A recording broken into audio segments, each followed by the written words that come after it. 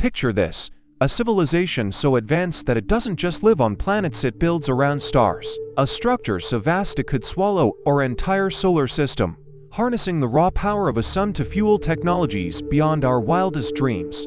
This is the concept of a Dyson Sphere, a megastructure that could redefine what it means to be an interstellar species. But here's the real question: could humanity, or any civilization, ever actually build one? Or is this just an impossible fantasy, forever locked in the realm of science fiction? The idea of a Dyson Sphere was first proposed by physicist Freeman Dyson in 1960, not as a blueprint, but as a thought experiment. He imagined an advanced civilization needing so much energy that it would eventually have to capture every last photon emitted by its home star. Our sun, for example, releases enough energy, a single second, to power human civilization for hundreds of thousands of years. If we could tap into even a fraction of that, we'd unlock near-limitless power. But how?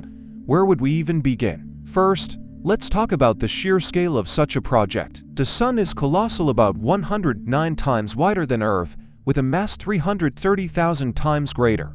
Building a structure around it isn't like constructing a space station or even a Death Star. We're talking about something that would require more material than all the planets, moons, and asteroids in our solar system combined. Where would we get all that stuff? One terrifying but fascinating idea is planetary disassembly, literally tearing apart entire worlds to use as raw material. Mercury, being the closest planet to the sun and rich in metals, would be a prime candidate. Imagine fleets of robotic mining drones stripping the planet layer by layer, processing its core into construction materials. It sounds like something out of a sci-fi horror story. But if we're serious about building a Dyson Sphere, we'd have to think in terms of planetary engineering. Some scientists suggest using self-replicating machines, robots that can build copies of themselves to exponentially increase our workforce in space, slowly harvesting the asteroid belt and outer planets over centuries. But even if we somehow gathered enough material, the engineering challenges are staggering.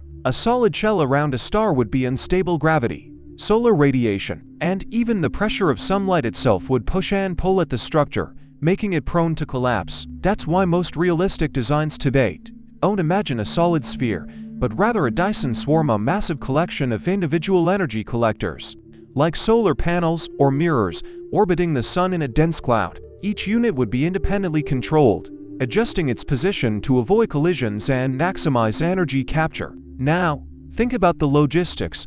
A Dyson swarm could consist of millions or even billions of individual satellites. Building, launching, and maintaining them would require technology far beyond what we have today. We'd need fully automated space factories, advanced robotics, and possibly even artificial intelligence to coordinate everything. And then there's the question of how to get all that energy back to where it's needed. Wireless power transmission, like beaming energy via lasers or microwaves, has been proposed, but that brings its own problems.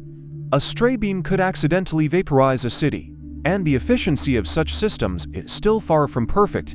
And let's not forget the time factor. A project like this wouldn't be completed in our lifetime or even in the next 100 years. It would require a long-term vision spanning generations, a unified global or even interstellar effort where societies remain stable and motivated enough to keep working toward a goal that might not benefit them directly. Historically, humanity hasn't been great at that kind of patience, but then again, we've never faced an energy crisis on this scale before.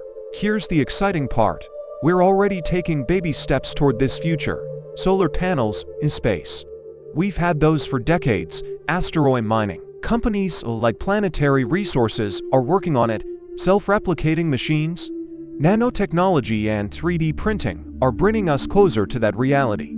Even if we never build a full Dyson Sphere, the technologies we develop along the way could revolutionize space travel, energy production, and even how we live on Earth. But what if we're not the first? Some scientists have searched the cosmos for signs of Dyson Spheres built by alien civilizations. If an advanced species had already constructed one, it might emit unusual infrared heat signatures. After all, capturing a star's energy would produce waste heat. So far, astronomers haven't found any definitive proof, but a few mysterious stars like Tabby's star, which dims in strange, unpredictable ways, have sparked speculation.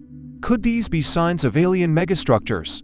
Probably not, but the search continues. So, could we ever build a Dyson Sphere? Right now, The answer is no, not with our current technology, resources, or understanding of physics. But the idea forces us to think bigger, to imagine what humanity might achieve in 1,000 years, or 10,000. Maybe one day, our descendants will look at the stars not as distant points of light, but as power sources to be harnessed, as stepping stones to a future we can barely imagine. What do you think? Is a Dyson Sphere an impossible dream, or an inevitable milestone for an advanced civilization? Drop your thoughts in the comments below, and if you enjoyed this deep dive into the future of megastructures, don't forget to like, subscribe, and hit that notification bell for more mind-blowing science content. Thanks for watching, and I'll see you in the next one. Hey there, if you're enjoying this video and appreciate the effort behind it, don't forget to like this video. It really helps the channel grow, and if you haven't already, hit that subscribe button and turn on the notifications so you never miss an update. Oh, and one more thing, share this video with your friends. Spread the love and support. Alright, now let's get back to the video. Let me know if you want any tweaks.